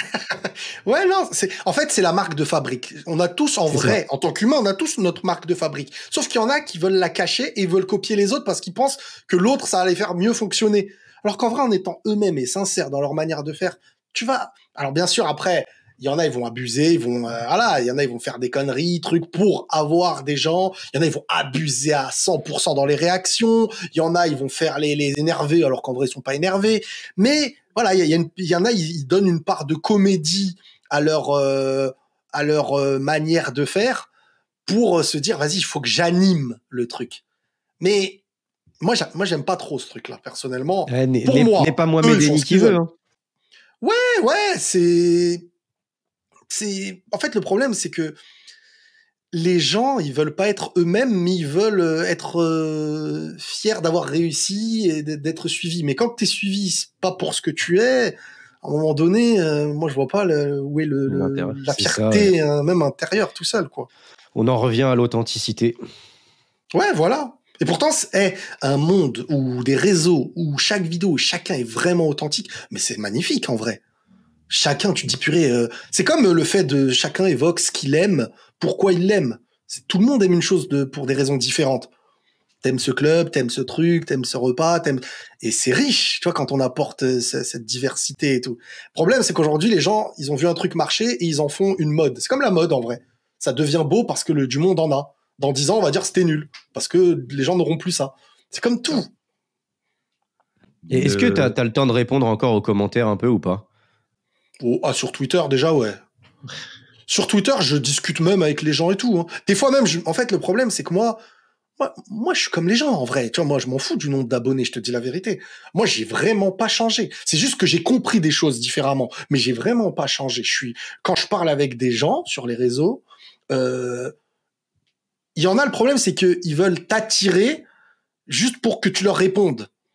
Mais moi, répondre, pour moi, c'est pas un succès, te répondre. Pour moi, on débat de quelque chose. Mais il y en a, en vrai, après, quand tu leur réponds, ils disent non, mais en vrai, je suis d'accord, merci d'avoir répondu. Mais tu dis, mais. Exactement. Et en fait, c'est ça le problème, c'est que moi, je kiffe discuter avec les gens, mais à partir du moment où ils te voient comme quelqu'un comme eux, et on parle tranquille. Si t'es d'accord, t'es d'accord. Si t'es pas d'accord, on en parle. Mais le problème, c'est que tu te rends compte que des fois, sur les réseaux, il y a des gens, ils veulent que tu répondes pour dire, ah, il m'a répondu. Mais moi, je t'ai répondu, ça change quoi à ta vie? Je suis comme toi. Retire les numéros de mon nombre d'abonnés, là, et je suis comme toi, à tes yeux. C'est qu'à tes yeux, je suis pas comme toi, mais en vrai, je suis comme toi. Et c'est ça le problème, c'est qu'aujourd'hui, moi, je parle dans les commentaires et tout. Après, on a malheureusement parfois tendance à répondre à ce qui n'est pas toujours positif. Et ça, des fois, je me dis non, faut que je montre que je réponds à la majorité positive et le négatif, j'ai laissé tout. Je parle du négatif, pas de celui qui est pas d'accord, mais de celui qui veut juste te taper pour rien. Et je me dis, lui, il va être tout seul à pas avoir sa réponse et c'est les autres avec qui on doit discuter normalement. Non, ouais, c'est comme au niveau des commentaires, t'en as 99 positifs, t'en as un négatif et tu vas. Et dans ta tête, il reste que le négatif. Mais moi, franchement, j'ai pas de problème avec ça. Je veux dire, j'en ai mangé des sauces, trucs maintenant sur les réseaux. Franchement, moi, c'est un plaisir. Voilà, c'est 99,999% de plaisir de partager. J'aime ce que je fais, moi, vraiment. Je voulais parler avec toi du burn-out par rapport à plein de youtubeurs qui, je sais pas si tu as vu ces derniers temps, j'arrête. Tu vois, les grosses vidéos avec écrit c'est fini, etc. Il y en a plein qui arrêtent. Et même moi, parfois, je le ressens parce que avec toutes les chaînes que je gère, du coup, des fois, je sors. Genre, je sais pas si t'as ce truc dans la poitrine. Des fois, tu dis, putain, j'ai plein de choses à faire. Je dois faire la miniature. Après, je dois le poster sur TikTok. Après, je dois le poster sur Insta. Après, peut-être avec le temps, t'as une équipe qui gère ça. Ah non, moi, je fais tout seul, hein. Ouais, pour l'instant, est-ce que toi, t'as déjà senti que t'étais proche du burn-out? Est-ce qu'il y a des moments où tu t'es dit, je suis fatigué de faire des vidéos? Ou est-ce qu'il y a des moments où t'as pris des pauses? Franchement, moi, c'est l'inverse. C'est si je propose pas de contenu, que je partage pas, il y a un petit truc qui me manque. Je te jure, c'est vrai. Après, moi, je suis quelqu'un, je kiffe m'exprimer. Vraiment, je kiffe parler, je kiffe m'exprimer avec les gens qui ont envie de m'écouter. C'est ça la chance, en fait, des vidéos, c'est que je force personne. Alors que dans la vie, tu vas pas forcer les gens à parler. Hein. Alors que les vidéos, moi, ça, c'était une chance, c'est que j'avais des choses à dire et je l'ai dit. Et maintenant, moi, je kiffe faire des vidéos. Et au contraire, quand je sais que j'ai plein de choses à faire, moi, je suis content. Mais après, est-ce que c'est pas parce que tu t'es mis une charge de travail qui n'est pas, qui dépasse, tu vois, tu t'es mis plus que tu devais t'en donner à ce moment-là. C'est peut-être ça aussi. Possible. Parce que si t'as la force pour en faire 2 vidéos, par exemple, tu dis, j'ai 2 chaînes à alimenter aujourd'hui, je fais mes 2 vidéos, ces sujets-là, tac, tac. Dès que t'as fini, t'es bien, tu manges, tu te mets devant une série, tu sens que t'as fait quelque chose. Maintenant, si tu te dis, purée, je suis épuisé de faire mon montage. Après, ça dépend les montages que tu fais, ça dépend. Ouais, ah ouais, parce que moi, il y a des vidéos manga, j'avoue qu'avant de les faire, je savais que ça allait être plus d'1 heure de tournage, plus de 4 heures de montage. Et là, j'avoue, j'ai pas envie de le faire le lendemain. Mais c'est pour ça que j'ai aujourd'hui la manière de faire qui me convient. Mais du coup, est-ce que tu as prévu, entre guillemets, au bout d'un moment, quand tu seras peut-être plus grand, parce que là, tu as dit pour l'instant, tu gères tout seul, est-ce qu'à un moment, tu prévois de entre guillemets, pas sous-traiter, mais genre créer une équipe? Parce que, par exemple, moi, je vais te dire, par exemple, sur cette chaîne-là, j'avais commencé créateur de cash tout seul. Après, au bout d'un moment, je m'ennuyais. Je suis parti, j'ai créé Paris Central. J'ai commencé la chaîne tout seul, je m'ennuyais. Après, j'ai ramené un mec, j'ai dit, ça commence à être amusant, ça. Après, j'en ai ramené un 3e. Après, au final, on est 10. Et maintenant, c'est grave marrant. Du coup, je suis revenu sur créateur de cash. Et maintenant, je le fais avec Recoba, par exemple. Et là, c'est déjà un plus grand kiff que ce que j'ai fait avant. Donc, est-ce que toi, dans le futur, tu te vois travailler en équipe ou rester en solo? Bah, il y a plein de manières de travailler en équipe. Déjà, moi, il y a ma sœur, je bosse avec ma sœur, mais c'est elle qui gère plus tout ce que je reçois, les mails, les trucs dans le genre pro et tout. Maintenant, moi, je sais que tout ce qui est monteur et tout, j'aurais du mal à le donner à des gens parce que la manière dont je bosserais avec lui, c'est comme si je m'occupais du montage, en fait. Parce que moi, des fois, on se rend pas compte parce que c'est du montage. C'est même pas du montage, presque, en vrai, ce que je fais. En tout cas, dans la majorité des vidéos foot. Mais des fois, il y a un truc banal qui est naze, mais j'ai envie de le laisser. C'est naze, mais j'ai envie de le laisser. Si je bégaye, peut-être qu'un monteur, il va me couper. Moi, je vais dire, non, c'est marrant, là, j'ai envie de le laisser, comment j'ai bégayé. Tu vois ce que je veux dire? Donc, le monteur, je vais lui dire quoi? Non, en fait, faut laisser ça. Bah, en vrai, le temps que je lui parle, mon montage, il serait fini. Et puis, les débriefs, faut que ce soit vite. Si le temps, est-ce que t'es dispo à ce moment-là? Tu m'envoies le truc, je te l'envoie. Non. Moi, je fais mon montage et tout. Après, bien sûr que demain, je veux faire, je sais pas, imaginons un truc animé.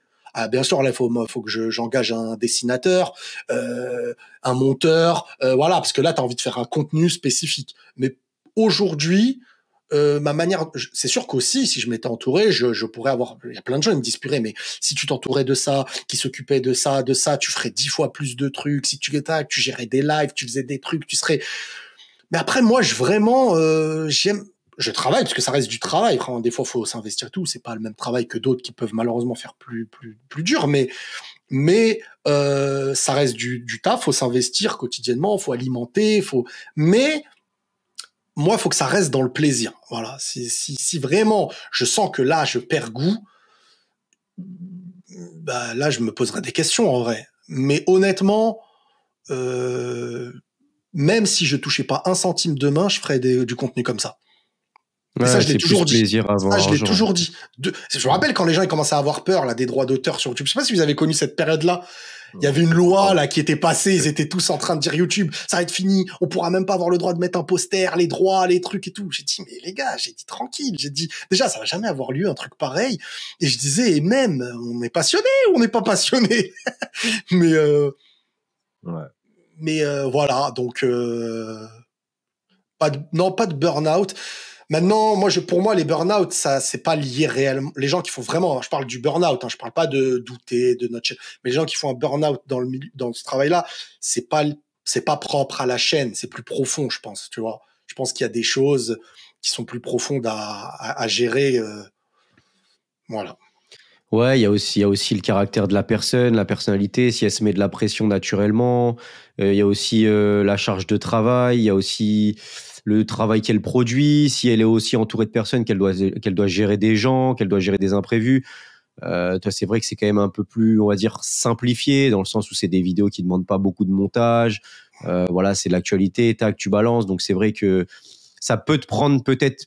Enfin, tu peux peut-être arriver au burn-out si tu commences à développer des plus grands projets, à faire des émissions à droite à gauche ou à faire des grosses vidéos beaucoup plus produites. Mais pour l'instant, je pense que effectivement. Si la personne a fait tout ça et qu'elle fait un burn-out, pour moi, c'est pas propre à ce qu'elle fait. C'est qu'elle a peut-être mis beaucoup trop d'énergie parce qu'elle se sent peut-être vide à côté et qu'elle a besoin de reconnaissance à un point où elle n'arrive pas à l'avoir, ce qui fait qu'elle commence à péter les plombs. Mais sinon, qu'est-ce qui force une personne à faire autant pour se rendre malade? C'est quoi le principe? J'avoue, c'est L'envie, cool. bah, il y en a, je pense que les plus gros créateurs qui ont ce genre de choses, c'est l'envie de gagner plus ou l'envie d'avoir plus de visibilité. Je pense qu'ils sont tombés dans un engrenage et c'est le cas aussi pour les gros youtubeurs. C'est la course à celui qui fera la plus grosse vidéo, la plus grosse production, etc., qui fera le plus de vues, tu vois. Ouais, mais Vas-y, dis-moi, Non, Nix. je vais vous donner du contexte parce que la personne dont vous parlez actuellement, c'est moi. En fait, en fait, je vais vous donner la profondeur de la chose.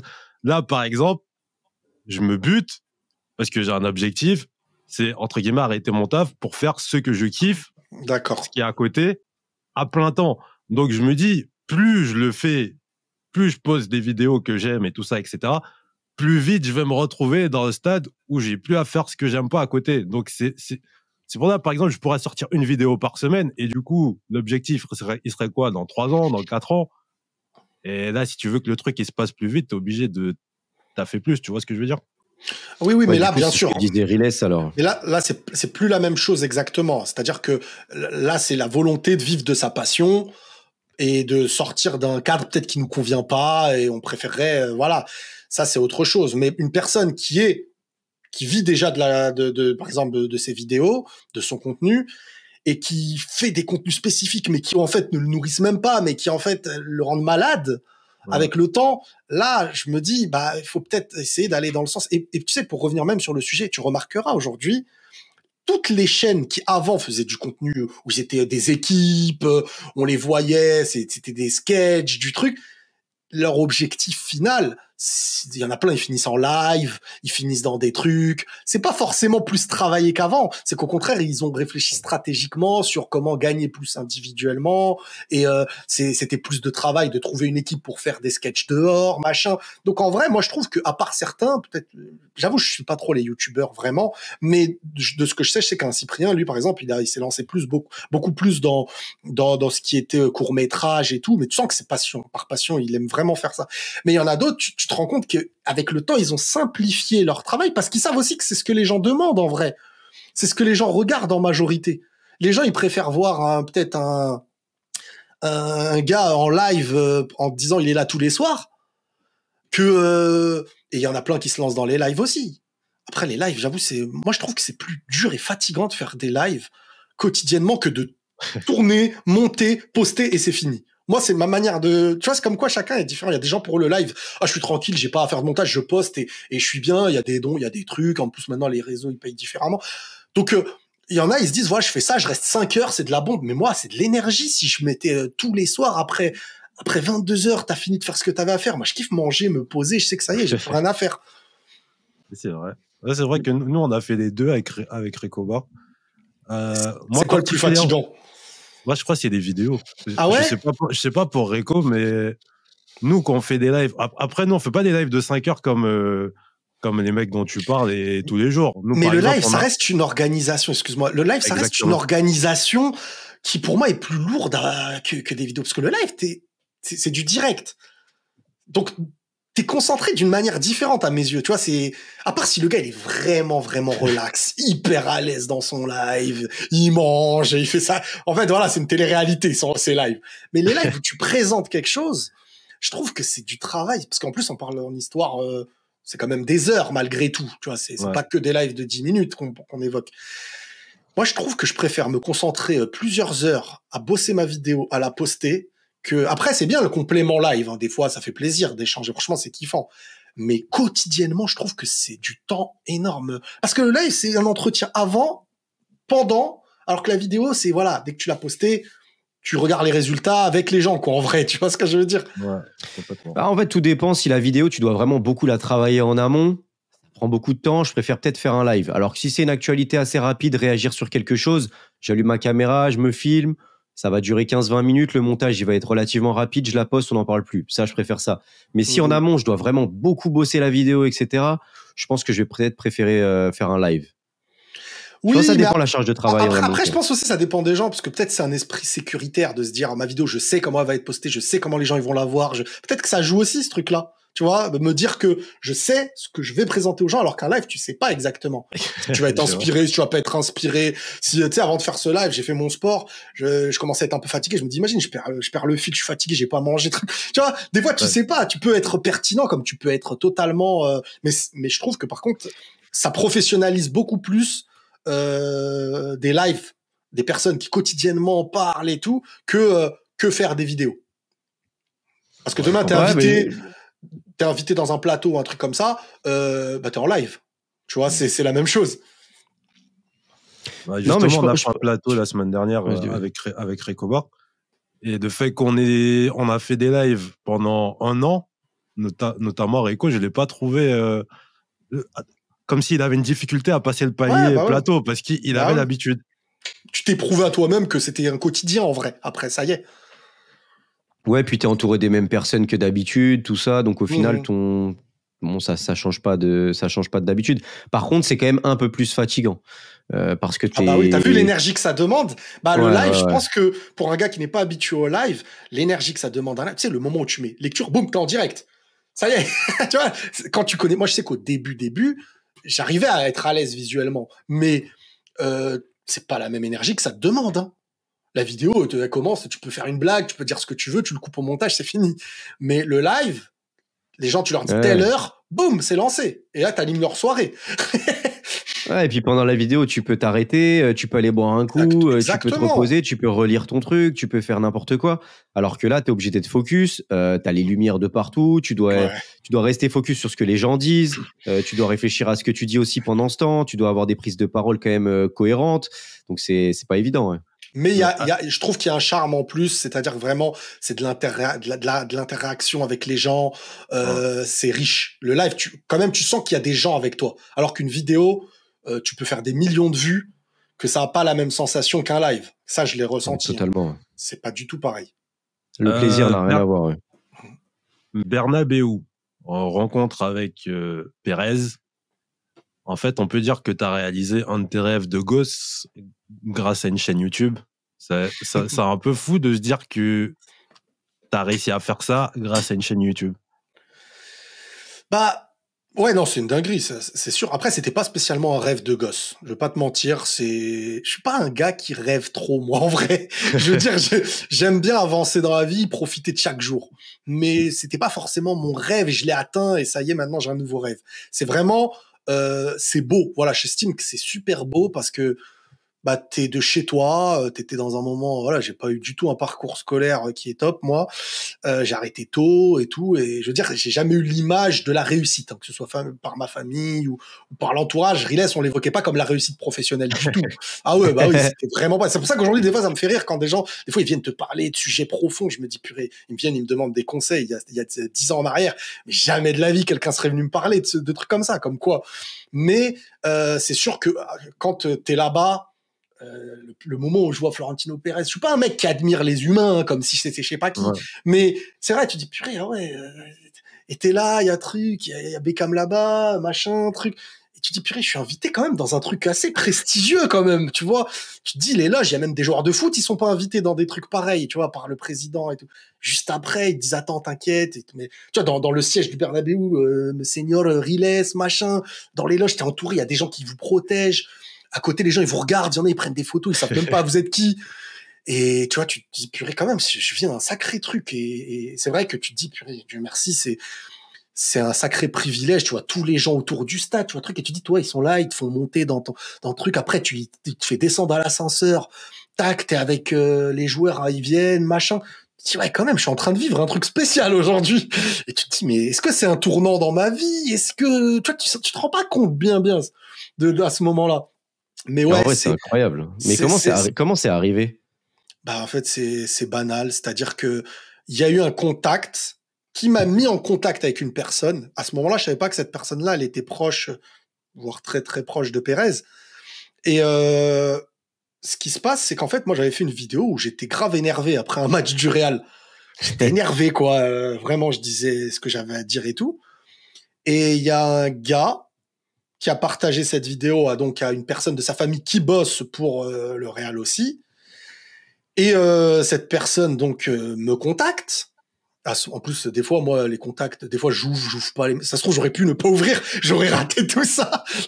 Et donc, la personne a dit, j'ai des connaissances. Tu vois, la personne, elle se vante même pas. Tu vois, la personne, au début, elle dit juste, j'ai quelques connaissances, on va t'envoyer un petit cadeau, si tu veux, un petit maillot, un petit truc et tout. Bon, dans ma tête, je me dis, bah, franchement, c'est très, très gentil, truc. Voilà, je lâche une adresse, on peut m'envoyer ça. Et voilà, après moi j'ai zappé, la personne elle me parlait plus et tout. Et là en fait, ma sœur elle me dit, vas-y, le livreur il casse la tête, il veut à tout prix qu'on soit là, truc. Il nous dit, vous êtes où, machin. Tu vois, d'habitude quand tu reçois un truc, soit on te le met à la poste, soit on te le porte. Mais là la personne avait besoin que tu vois ce soit signé, faut que ce soit. Et nous on se dit, mais c'est quoi ça? Moi j'avais oublié qu'on devait m'envoyer un. Tac, après j'ouvre, elle me le passe, elle me le ramène, je l'ouvre. Et déjà je vois la boîte. J'avais fait une vidéo, j'ai reçu un maillot, truc de la part de Florentino là. J'ouvre, je vois la boîte Real Madrid, je dis, ah, c'est le maillot, machin. Tac, je vois, là, il y a un maillot avec une petite carte posée, il y a écrit Florentino Pérez, el presidente del Real Madrid et tout. Et après, je me dis juste, bon, bah, ça purée, c'est énorme. Et après, je vois maillot signé par tous les joueurs, para Riles, pour Riles et tout. Je me dis, c'est quoi ce truc de fou, là, collector qu'on vient de m'envoyer? Tac, je vois et tout, et je me dis, ah ouais, donc la personne, ouais, en vrai, là, on parle vraiment d'une personne qui est proche du plus que du club, quoi. Elle est vraiment, avec la direction et tout. Donc après, je remercie et tout la personne et tout, nanana. Après, j'ai son contact, je l'ai sur WhatsApp et tout. On échange avec le temps et tout.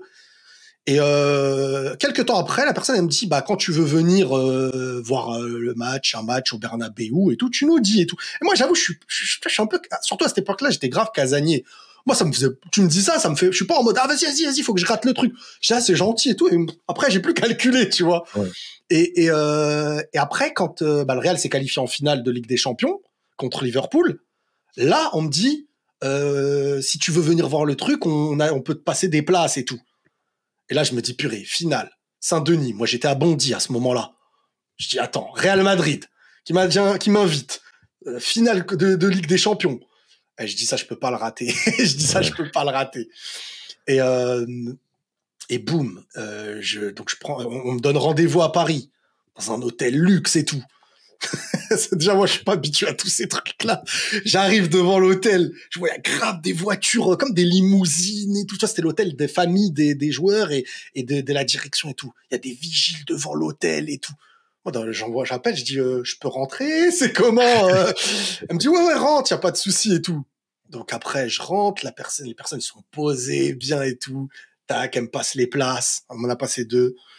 Et donc, bon, voilà, moi, je leur donne des chocolats. Je dis, vas-y, il faut faire un geste quand même s'ils sont habitués à manger. Ils doivent être habitués à manger des bons chocolats. Mais je fais un petit geste, tu vois. Je leur donne et tout. Et donc, après, on passe les places, machin, on discute un peu. C'était le moment, en plus, où Mbappé, tu vois, il avait prolongé. Donc, ils incendient un peu Mbappé. Ça discute et tout. Il y avait cette déception, machin et tout. Bref, on a parlé un petit peu. Après, je m'en vais, je dis merci beaucoup, truc. Bref, j'ai les places, j'y vais avec quelqu'un et tout. Au stade, je vis la finale, machin et tout.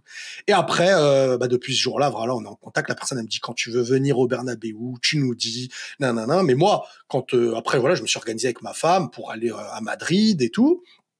Et mais moi je savais pas que ça allait être les loges. Moi je pensais que ça allait être des places offertes. Comme truc, sauf que la dame, la personne, elle me dit, on se donnera rendez-vous à telle porte du stade et tout. Et petit à petit, je commençais à comprendre. Nous, on a été à Madrid, j'avais ramené mon maillot et tout. C'est pas après, quand je suis sur place, elle me dit, par contre, faut s'habiller un minimum, tu vois, machin. Faut pas se prendre trop la tête, mais ne venez pas avec des maillots du Real, quoi. Après, avec ma femme, on se regarde, on dit, waouh! C'était le lendemain. Nous, on était avec un maillot du Real et tout. On s'est dit, ah ouais, purée. On s'est dit, mais là, on va être des ploucs, là, au milieu d'eux. Alors, on savait pas que nous, on allait être dans les loges et tout.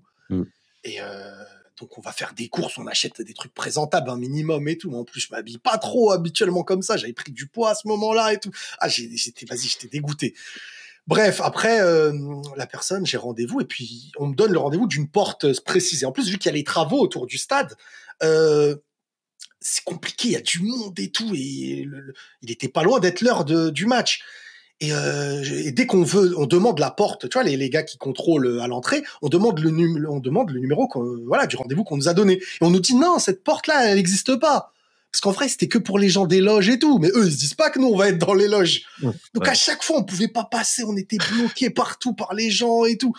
Et il y avait du monde fou. Les gens, ils faisaient la fête dehors et tout. C'était jusqu'à on trouve la porte. Et après, je vois la personne donc que je connais qui m'avait déjà passé les places.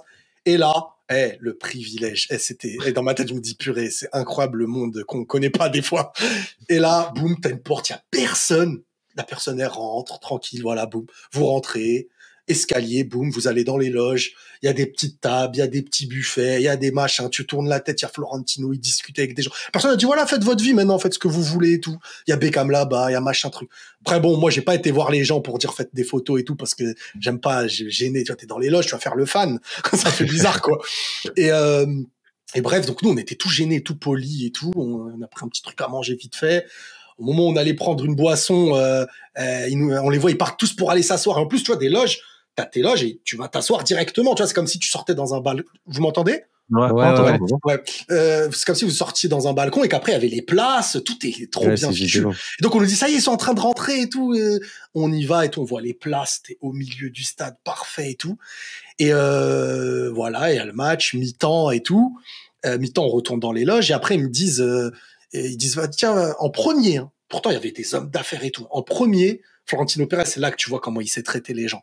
Ils nous ont invités et tout. Il vient me voir et dit, c'est, genre, en espagnol, il dit, c'est lui, el famoso, genre, par rapport à la personne qui me ramène, parce que, comme je dis, ils sont très proches.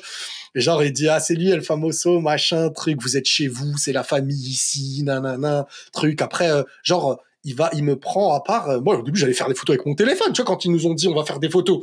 Je ramène mon téléphone, je dis qui le tient et tout. Il me dit mais non, il me ramène un photographe et tout. Moi je pensais ça allait être en mode tiens mon téléphone, on fait une photo. Là-bas tu fais pas de photo avec ton téléphone. Là-bas c'est le photographe, il vient, Florentino il se met dans le truc, donc on fait des photos avec Florentino et tout. Mais c'est eux de eux-mêmes, tu vois, qui viennent me chercher, me dire machin truc. Et après ils me disent avant de la fin du match, il dit vous partez pas. Il dit c'est qui votre joueur préféré, tu vois, il me demande à moi et à ma femme. C'est qui votre joueur préféré? Et moi sur le coup je dis tiens si on me demande ça, c'est que soit ils vont me le faire rencontrer après le match. Donc moi, je dis Benzema, parce que je me dis c'est français. Je dis, si on me ramène un gars qui parle pas français, je vais être perdu.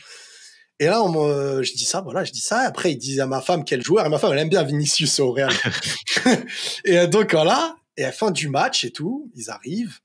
Ils disent, voilà, lui, il va vous attendre ici. On y va. Le gars, donc, il nous donne 2 maillots. Floqué, donc moi, Benzema, l'autre Vinicius. Et après, on nous dit, attendez, c'est pas fini. Je dis, mais attendez, là, quoi encore? Après, il dit, venez, suivez-moi. On les suit. Ils nous font descendre par un ascenseur truc. On apparaît entre la presse, entre le truc de presse et les vestiaires. Ils disent, vous attendez ici. Mais moi, je me dis même, ils nous font confiance quand même. Parce que ils m'ont fait rentrer, ils m'ont pas fouillé, j'aurais pu être un zinzin. Non, mais en vrai de vrai, ils ont pas l'assurance que je suis pas un fou. Je veux dire, le minimum, tu peux fouiller, ils me font quand même descendre dans un endroit et tout. J'aurais pu enregistrer, j'aurais pu filmer en cachette, j'aurais pu faire, mais voilà, réglo. Et en bas, ils nous disent, attendez, ils disent, tous les joueurs, ils vont passer maintenant, et vous allez mettre le maillot, et ils vont signer. Et vous ferez des photos avec eux. Chacun leur tour et tout. Tiens, moi, j'étais content, mais j'étais un peu gêné, parce que tu vois, il y avait une l'égalisation, match nul, je dis, les joueurs, ils doivent être fatigués, ils doivent être énervés. Et toi, t'es là comme un fan, tu vois, qui est à côté à les attendre. Déjà, j'aime pas être perçu comme ça, mais il y avait quand même le plaisir. Ouais, voilà, il y avait quand même le plaisir d'être invité et tout. Et là, tu commences à voir, voilà, les joueurs, ils défilent. Mais tu vois aussi les joueurs de City qui passent. T'as Haaland qui passe juste devant toi. T'as Pep Guardiola. Même Pep Guardiola, à un moment donné, il regarde Florentino, il lui dit, est-ce la familia, genre, en parlant de nous, genre, c'est la famille, tu vois, parce que je veux dire, c'est pas tous les jours que tu fais attendre 2 mecs comme ça qui sont pas du truc. Ils sont devant les vestiaires, ils attendent, et là, t'es là, t'as Courtois qui vient, t'as Asensio qui vient, super sympa et tout. Ils sont là, tac, ils signent tous le maillot, photo à côté, machin, Benzema. Moi, quand il y a eu Hazard, j'étais hyper gêné parce que je sais pas si vous suivez, mais Hazard, je l'ai taclé comme un malade. Hazard, moi, truc, et même j'ironisais, quand il arrive, il s'est mis côté de ma femme plus éloigné. Il m'a même pas regardé. Je sais pas si c'était lié ou pas, mais je pense quand même qu'il a dû peut-être tomber un jour sur ma tronche. Et j'avoue que j'étais hyper gêné. Même sur la photo, j'étais comme ça, quoi. Lui, il était là-bas. Bref, ils nous ont fait signer tous nos maillots, trucs, Vinicius. Après, t'as Kamavinga, il me regarde, il dit, toi, je t'ai déjà vu quelque part et tout. Il parlait par rapport à une vidéo et tout. J'ai dit, il m'a dit, ouais. Et Tchouaméni, super cool et tout, qui qui au début en rigolant, il m'a dit c'est toi qui fais des vidéos de merde, genre en parlant de moi, en rigolant. Je dis t'aimes pas et tout. Il m'a dit non, je rigole. Il m'a dit j'ai plein de gens de la famille qui te suivent et tout. Et il m'a dit si vous voulez, il m'a dit le retour, vous êtes invité, c'est comment? Je dis non, le retour, je pense qu'il m'a dit si tu veux, vas-y, tu me dis, je te passerai des places et tout. Grave gentil et tout, mais après le retour, on n'a pas pu y aller. Et donc Benzema très timide, très discret, et Tchouaméni, après on a repris contact et là maintenant je discute avec lui des fois et tout. Et donc voilà. Après, par contre, il y avait Ancelotti, il s'est pas posé avec nous, ça se voit, il a été épuisé. Il a été à la conférence de presse. Après, j'ai dit au truc, c'est pas grave, c'est bon. Et là, tu crois que c'est fini, tu vois, on se dit tous, ça y est. Après, il dit non, attendez encore. Je dis mais il y a quoi là? Il nous emmène maintenant voir le stade. On nous fait sortir par là où les joueurs ils sortent. Là où il y a la pelouse et tout. Il nous emmène, machin, voir tout ça, faire des photos avec des photographes sur les sièges, sur les trucs et tout. Après, il nous emmène dans les vestiaires pour voir c'est comment les vestiaires et tout. Je me rappelle, il m'a même donné la feuille d'avant-match que de City qu'ils avaient eu. Tu vois, ils ont des consignes, ils ont les compos, l'heure à laquelle ils doivent être sur le terrain, toutes les infos qu'il faut avoir par les équipes. Il me l'a donné comme ça, il m'a dit tiens. Et là, t'es dans le vestiaire, tu vois. Il y a 10 minutes avant, ils étaient tous là, ils sont tous passés devant toi et tout. Et tu dis, purée, ils t'ont vraiment mis bien. Hein. Et c'est pas tout, parce que le lendemain, ils disent, vous partez... Ah oui, c'est vrai, j'ai failli oublier. Ils nous disent, le lendemain, c'est comment Parce qu'ils voulaient qu'on voit l'entraînement des joueurs le lendemain, à Valdebebas. Et ce qui se passe, c'est que là, nous, on devait partir le lendemain, et les joueurs, ils n'ont pas eu entraînement, ils ont eu un jour de repos. Ils nous ont dit, c'est pas grave, on va vous faire visiter le stade d'entraînement. Ils nous ont, le lendemain, ils nous ont ramené un chauffeur. Ils ont dit à quelle heure vous voulez. Ils nous ont mis un chauffeur devant l'hôtel où on était. Le chauffeur, il était debout, il attendait comme ça et tout. J'ai dit, purée, mais c'est quoi ce monde? Après, tu reçois un message, le gars, il dit, c'est bon, il est là. Boum, et le gars, il est debout, à côté de la voiture, et il parle pas. Il t'attend. Toi, nous, on était en train de finir notre café et tout. Après, mais nous, on n'est pas habitués à ça, tu vois. Donc après, on a été vite et tout. Le pauvre est gentil, boum. Il conduit, il te parle pas, il t'emmène d'un point A à un point B. T'arrives à Valdebebas, t'as le mec à tout faire, là, qui nous fait tout visiter. C'est magnifique. Là, comment les choses, elles ont été mises en place et tout. Il y a les bureaux des gens qui s'occupent de l'informatique, le truc et tout. Fin de cette visite, ils nous donnent un sac chacun avec un livre dedans. Il y a une clé USB et toutes les photos en mode album photo qu'ils nous ont fait avec les joueurs. Un livre Madrid avec une clé USB où il y a toutes les photos aussi. Tout est collé. L'album pour ma femme avec les photos de ma femme aussi spécifiques et les photos de moi spécifiques avec le président et tout. Et après, il nous dit là, vous faites quoi? Vous partez à l'aéroport et tout. Il dit ouais, c'est eux qui nous ont ensuite emmenés à l'aéroport et ils nous ont mis comme des rois. C'est une dinguerie. Ils savent recevoir. Hein. C'est professionnel. Hein. C'est ce que j'étais en train de me dire. J'étais en train de me dire, vas-y, je suis parisien, je n'aime pas trop ton club, Riles, mais je suis là en mode, ah ouais, quand même. C'est ouf, hein. Quand même. Et on parle du Real Madrid, tu vois ce que je veux dire, c'est quand même, voilà, moi on pourrait me faire voir, m'inviter, ça aurait été déjà énorme, tu vois, m'inviter au stade. Et après, tu sais, parce que quand ils parlent du président Florentino Pérez, ils respectent énormément. Ils ont dit, Florentino Pérez, lui, quand il reçoit, c'est comme ça, nanana, tu vois, ils mettent de l'importance à tout ça et tout, tu vois, c'est culturel. Tu vois, ils m'évoquaient les anciens, ils disent, nous, on a toujours fait comme ça, truc et tout. Tu te dis, ah ouais, purée, ça, c'est une institution, purée. Hein. Ah ouais, c'est ça, c'est une institution. Ouais. Et ils savent recevoir, ils ont beaucoup de classe. Et au final, c'est digne c'est digne quand même du Real Madrid. Hein. Franchement, c'est tout énorme. Et tout ça à partir de chaîne YouTube. Et justement, je voulais te demander, tout à l'heure, tu as évoqué Cyprien qui fait des courts-métrages. Est-ce que toi, t'es arrivé au stade où tu es et tu veux continuer à faire ça jusqu'à ce que tu n'en aies plus envie? Ou est-ce que derrière, t'aimerais que YouTube te mène à faire d'autres choses que tu aimes, à part faire des vidéos sur YouTube? Moi, déjà, les vidéos sur YouTube, ça me permet de m'exprimer sur ce que j'aime. Donc ça, c'est un truc pour l'instant que j'ai du mal à retirer. Mais offrir des choses en plus si j'ai des opportunités et que je peux et que je sais le faire, franchement, pourquoi pas? Pourquoi pas, au vu de ce qu'on peut... Parce qu'après, c'est aussi, tu vois, pour faire un court-métrage, j'ai besoin d'être entouré, j'ai besoin de savoir exactement ce que je veux faire. Donc, c'est des choses, des fois, ça vient comme ça. T'as un gars qui est de ce domaine-là, tu te dis, pourquoi pas? Mais je suis ouvert. Je suis ouvert à beaucoup de choses, ouais. Je suis ouvert. Ok.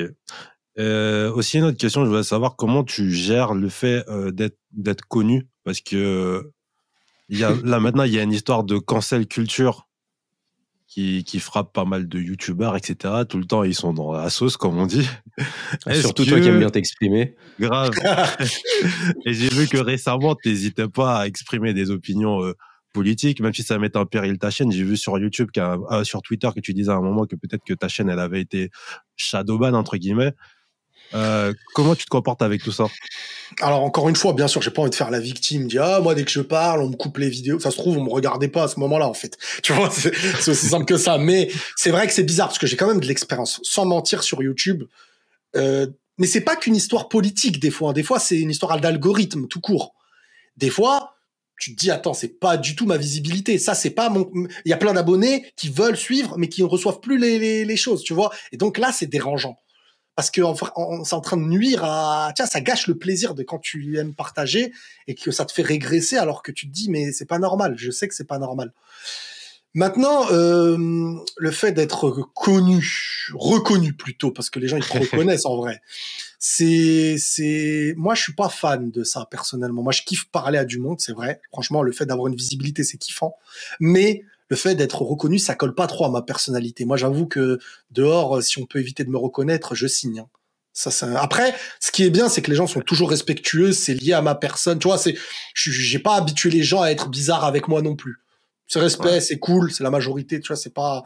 Mais j'avoue que moi, si je pouvais mettre un billet et plus personne me connaît dans la rue, je kifferais. Ah, des fois, je mets ma casquette, tu vois, dans des centres commerciaux, je baisse la tête. Je suis pas à l'aise. Honnêtement, je suis pas à l'aise avec ça. Je vais pas mentir. Je suis comme toi parce que Recoba, il en parlait la semaine dernière. Il était de sortie et il y a 3 personnes qui lui ont dit ah, t'es pas Recoba de la chaîne Paris Central. Et souvent, on me demande pourquoi je mets des lunettes, parce que moi, j'aime le côté YouTube et tout ça, j'aime le côté vidéo. Par contre, quand je suis dehors avec ma femme et que je marche, j'ai absolument aucune envie qu'on vienne me parler. Et surtout quand je suis avec elle. Donc, au final, c'est pour ça. Mais en fait, c'est ça le truc, c'est qu'il y a des gens, vu que toi tu t'exprimes sur les réseaux et tu parles, mais moi après quand je suis dehors, je suis dans ma bulle. J'ai pas forcément envie de parler, tu vois ce que je veux dire.